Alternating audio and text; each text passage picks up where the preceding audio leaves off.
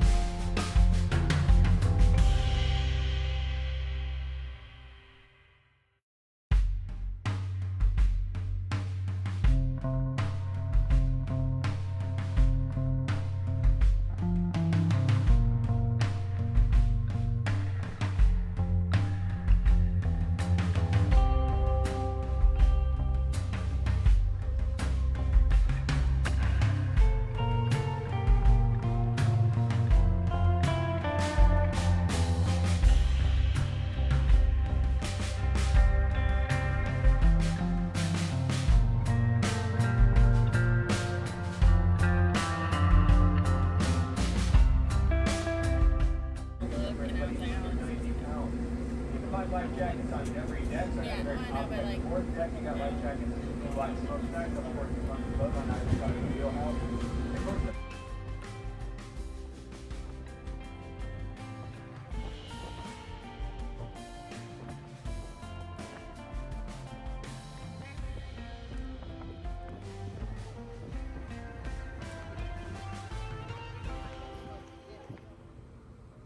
The 7-mile stretch of land off the right side here. That is Hutchinson Island over there. There's another river on the other side called the Back River.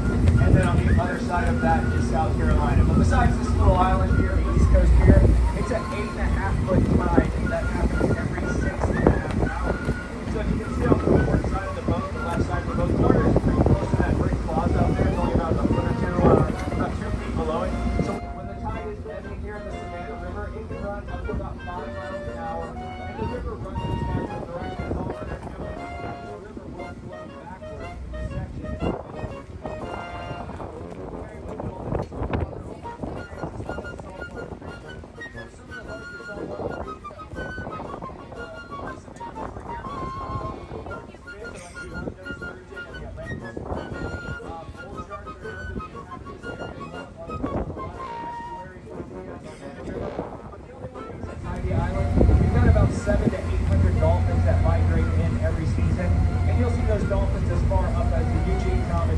Bridge just up ahead of us here. So a little brief history about the city of Savannah, just to give context to our tour. Founded in 1733 by General James Oglethorpe, a member of Parliament, commissioned by King George II of England to found the 13th colony here in the Americas, and Savannah being the first city. So a couple of features about our historic district, which we just left on. If you've been around the town and been on the streets, you've noticed our streets aren't laid out in a perfect grid pattern. This is more valuable than Savannah started the age of sail. Savannah having 14 miles of river that changes direction twice a day. It's very difficult for sailing ships to make their way up to River Street here, where Charleston was the smallest street. So the container vessels are the largest operating ships on the now. Cargo vessels off the port side. Vessels hold in Row. The Row comes along on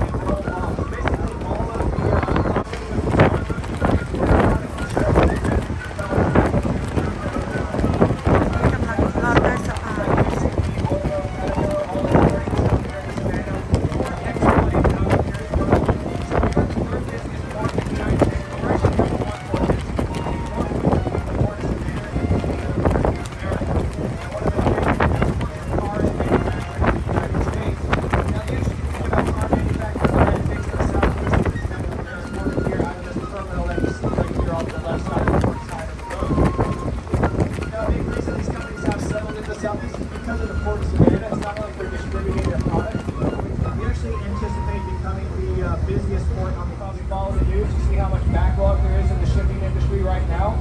Savannah is continuing to grow, but we've been growing since the beginning. It's $7 billion economic impact.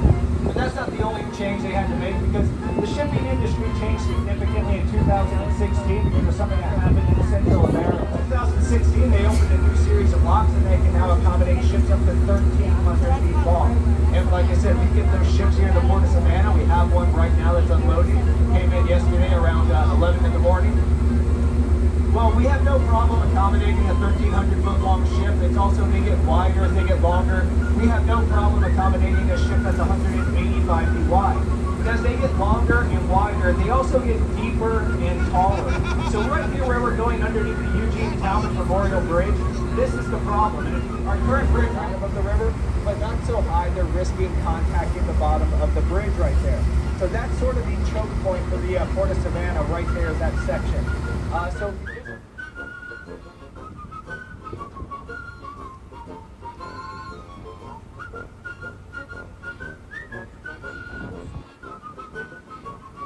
Into the Port of Savannah because they can only pass through this area once every 11 minutes. Inside here, this is so a lot of infrastructure right here on the waterfront here.